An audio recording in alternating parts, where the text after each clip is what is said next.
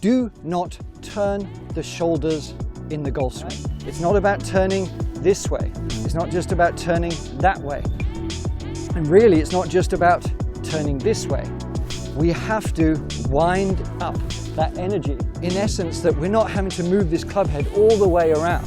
Okay, even if we're just turning, this whole body's got to come back down. So we're making it more efficient, which is going to give you more consistency, and it's going to feel powerful. You've got it.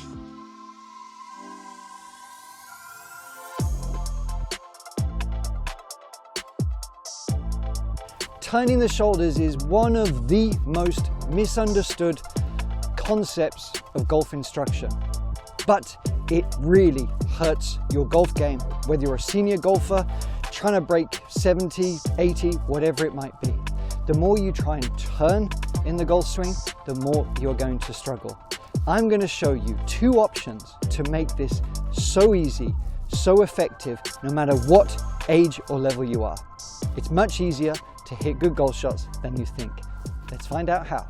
This is the Art of Simple Golf. I am glad you are with us today because I really believe that when you get this concept correct, your ball striking, your swing is going to be much more consistent and basically just easier to play this damn game, right? So let's first kind of address the misunderstanding. I'm not saying that you shouldn't make any kind of turn, right? But the way you are going about it is probably something a little bit similar to this, in the fact that you're thinking you've got to make a big sort of winding turn, all right, to get behind the ball and then make a big turn back. The problem is, and I've mentioned this before, but the problem is the further we sort of turn and go back here, the further we've got to time everything to come back down. And the kind of swing that happens is turn, cast, and sort of push like that. Or if you see from down here, right, you might recognize this swing in yourself or in other people, but it's going to often lead to the hands being pulled on the inside. And then you start thinking, all right, I've got to try and push my hands out. And you're trying to push your hands out, but you're still trying to make a turn. So what happens is it's kind of this disconnected sort of lift and turn, something like that, okay? Yeah, I'm exaggerating a little bit, but does that sound a little bit or look a little bit familiar to you? All right, let me know below, because it's important that you hear this and you understand this concept fully. So we're going to go over 2 options. The first one is more arm-based kind of golf swing, right? Because we want this to be repeatable. Because we don't want to be making big turns. We just want to be delivering the club at the back of the ball with as much consistency as possible. So we are getting over the ball and we are just going to be using the arms with practically no sort of wind up or turn in the core or anything like this, okay? We are just lifting up the arms and dropping them back down. It's a minimal movement. It might feel a bit like a steep golf swing because we're not bringing it round here, especially if you have that tendency to kind of turn and bring it on the inside or battle it and push it out. What we are doing is we're nice and connected. We've got that video that we talk about being connected at the top, supple with the wrists, and we are lifting the arms up. We are not transferring weight. I'm not trying to make a big shoulder turn. I'm just trying to get the club into a 10 o'clock position here, and I'm going to drop it back down with ease. One of the keys to this swing is, yes, it's a bit stacked, okay? Stack and tilt, maybe, but it's much easier to do on the body than that. We are going to have, perhaps with a 7-iron, 65% weight on the front foot.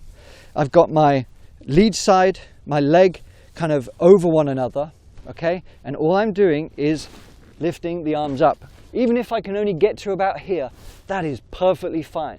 A little bit of momentum, can barely say that, a little bit of momentum will take me to about here, okay?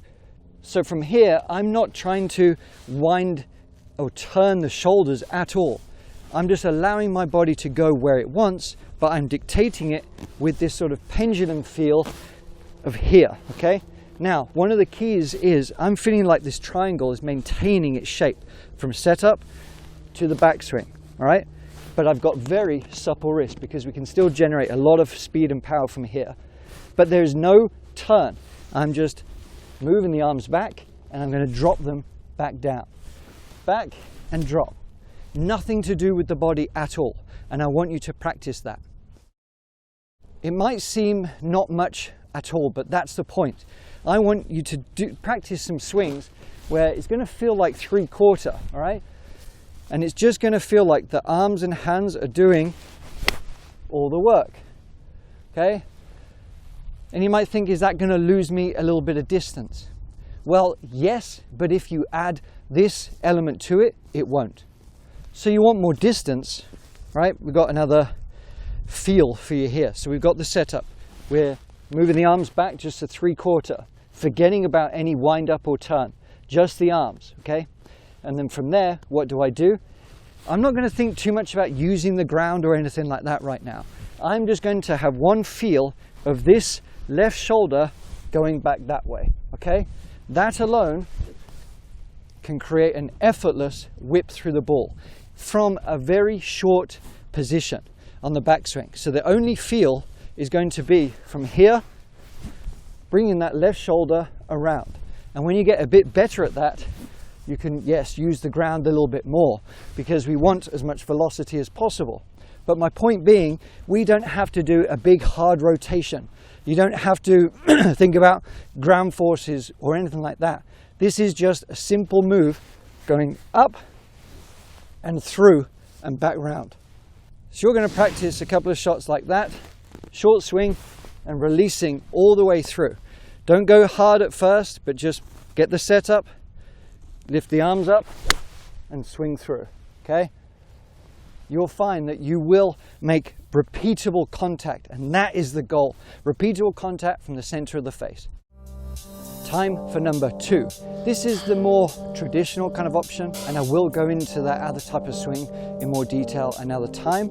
But this is about winding up and using the core, and it's my favorite swing tip for probably 70% of you.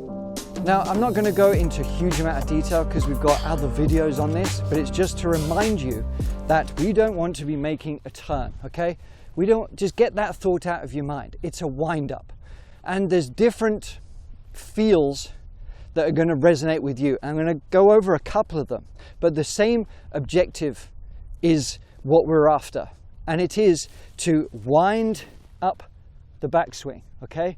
We are winding up and we are using side bend and the tilts in the swing, all right? It's not about turning this way. It's not just about turning that way. And really, it's not just about turning this way. We have to wind up that energy so we can release it back through. And that's what's going to give us the consistency. So what do, right? We want to, after you get your setup, there's a couple of feels. One, you can feel winding up that the right shoulder just goes up 4 or 5 inches this way, okay?